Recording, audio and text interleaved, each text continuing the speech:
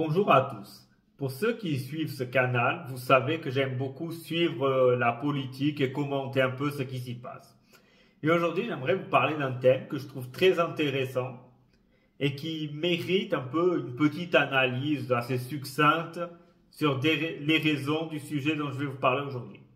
En fait, j'ai envie de vous parler de l'impossibilité qu'il y ait une liste conjointe des mouvements souverainistes. Beaucoup de gens, beaucoup même d'électeurs de ces partis-là, fussent-ils UPR, les Patriotes, France Souveraine, entre autres mouvements patriotiques / souverainistes.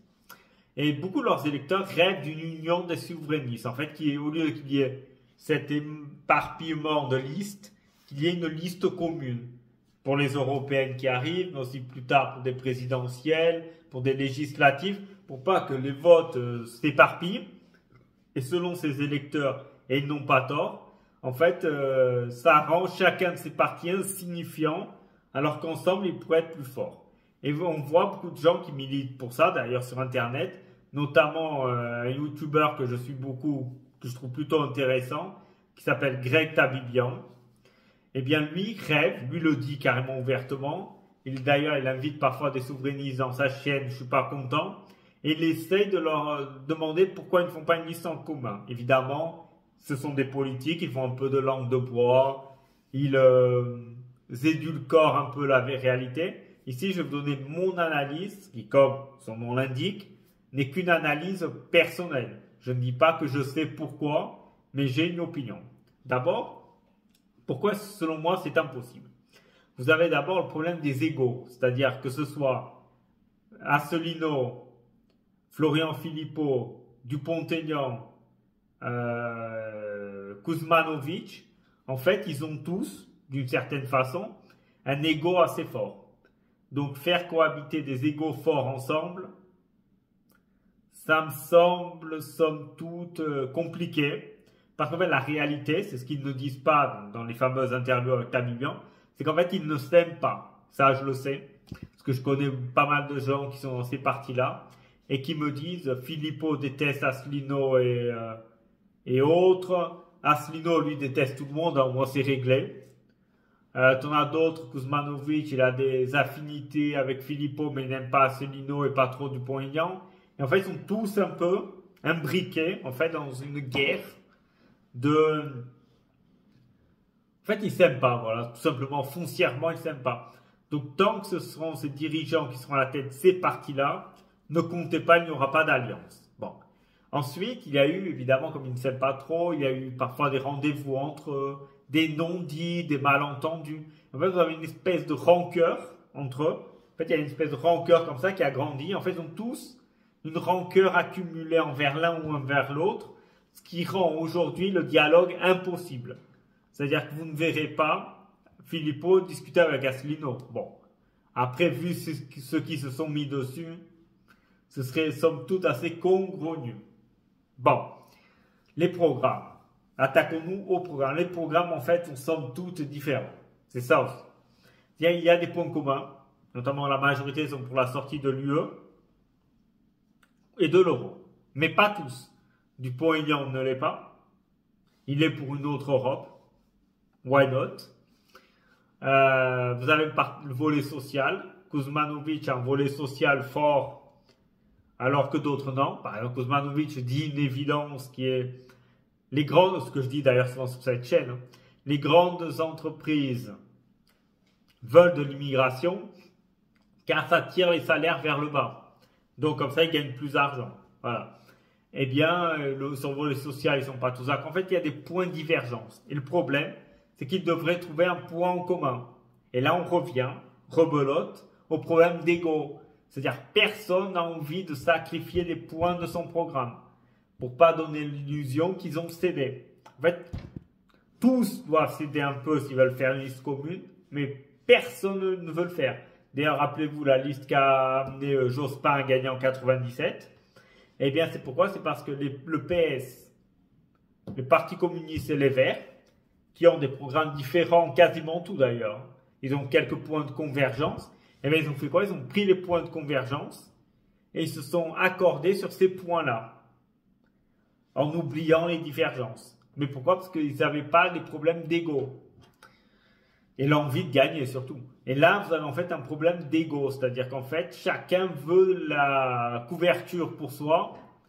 C'est-à-dire que Asselineau veut que son programme et il accepte éventuellement une partie de Filippo, une partie de Kuzmanovic. Kuzmanovic veut que son programme à lui. Et en fait, vous avez un peu ce problème-là. Ils arrivent parfois à faire des alliances. Il y a eu l'alliance entre Dupont-Aignan et Filippo pour les présidentielles. Il y a une alliance entre maintenant, je crois, c'est Kuzmanovic et les Patriotes. Enfin, entre la France souveraine de Kuzmanovic et les Patriotes de Filippo. Mais c'est très difficile. Et en fait, c'est des accords à la marge. Ce n'est pas ce que leurs électeurs veulent. Leurs électeurs veulent tous qu'ils s'allient dans un programme commun avec une tête de gondole. Le problème, il est là, en fait. Il est sur qui portera le projet, qui sera la face la plus visible. Et ça, quand vous avez des égos différents, c'est compliqué. Remarquez par exemple l'exemple type qui est par exemple Reconquête.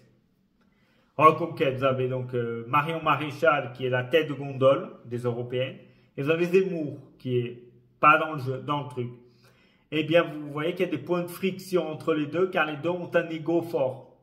Et vous voyez, si déjà à deux ils ont du mal alors que Zemmour n'est pas dans la liste, s'ils ont déjà du mal, imaginez un instant ce que ressent, imaginez ce que serait travaillé Asselineau, Filippo, Dupont-Aignan, Kuzmanovic, Jean-Frédéric Poisson et consorts. Imaginez ce que seraient ces gens-là à travailler ensemble alors qu'ils ne s'aiment pas et en plus dans la même liste. C'est no-go, c'est impossible. Parce qu'en fait, chacun veut pousser la couverture à son truc. Aussi, pourquoi? Parce qu'en fait, chacun veut des députés de son parti à lui pour que ce soit son parti qui s'enrichisse. En fait, ils ne veulent pas une liste commune parce qu'imaginez une liste commune. Vous avez donc 4 partis, par exemple. Et donc, vous avez la liste. Donc, premier, deuxième, troisième, quatrième. Ce seront les présidents de chaque parti. Et en dessous, vous avez ensuite la liste qui continue. Mais imaginez qu'ils ont 5 élus.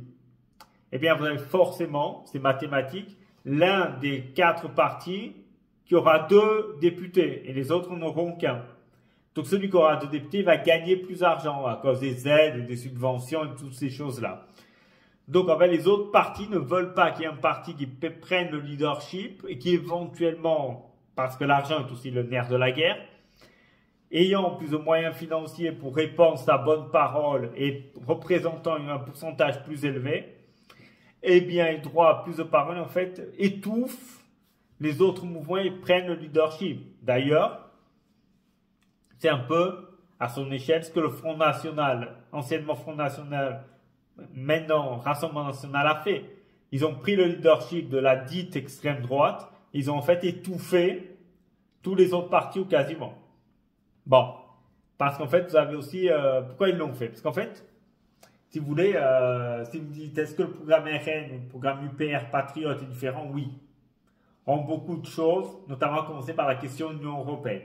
Mais, ce que Filippo, Asselineau ne comprennent pas, c'est qu'en fait, pour leurs militants, pour leurs supporters, pour leurs trolls, j'ai envie de dire presque, slash une vidéo que j'ai fait récemment, sur Asselineau, les trolls se sont mis en marche.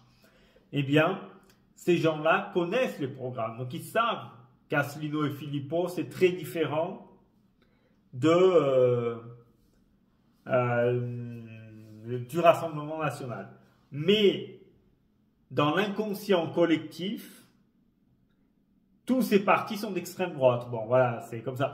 La personne qui n'y connaît pas trop, qui n'est pas trop féru de politique, mais qui va juste voter quand il y a des élections, pour lui, vous lui dites Filippo, Marine Le Pen, Bardella, Dupont-Aignan, Asselineau, Jean-Frédéric Poisson, pour eux, c'est tout ça, c'est extrême droite.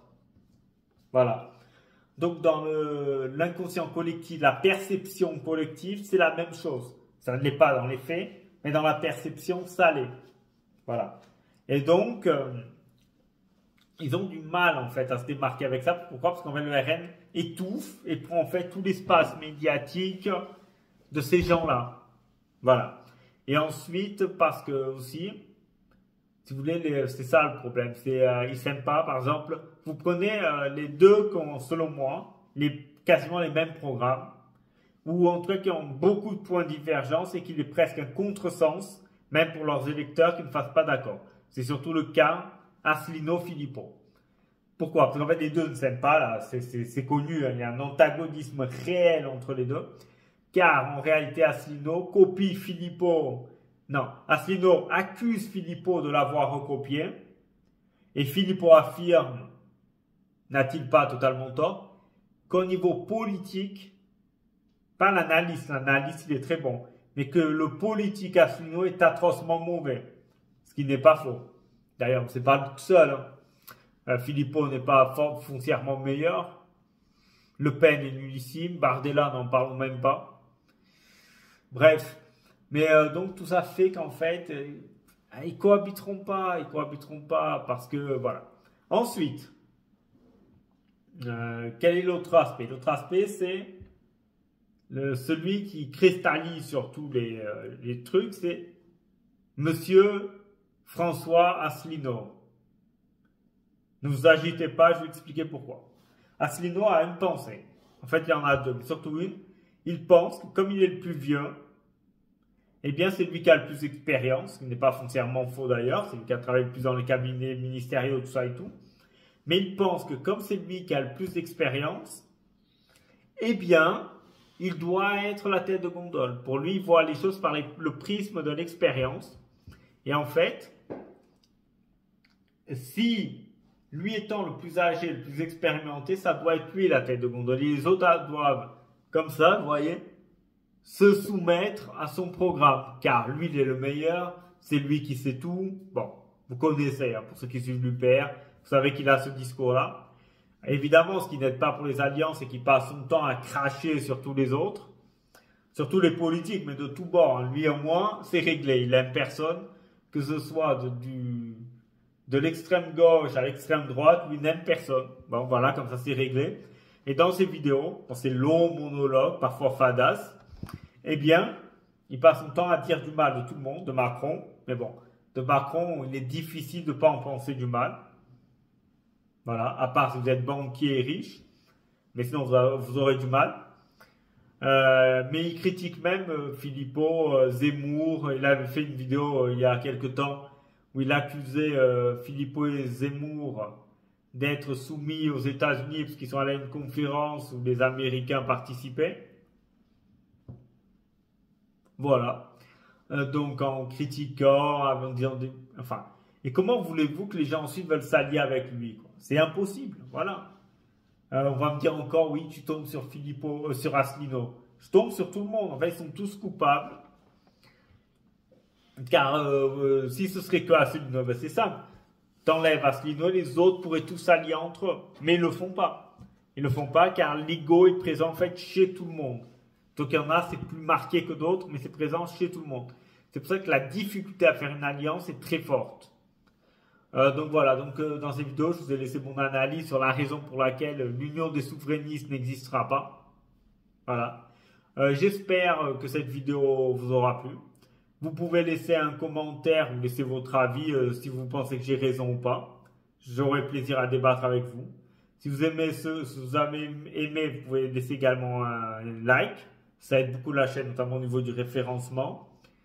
Et sinon, vous pouvez également vous abonner à cette chaîne et actionner la cloche si vous voulez être notifié des prochaines vidéos, évidemment, si vous aimez mon contenu. Merci à tous d'avoir assisté à cette vidéo et à une prochaine.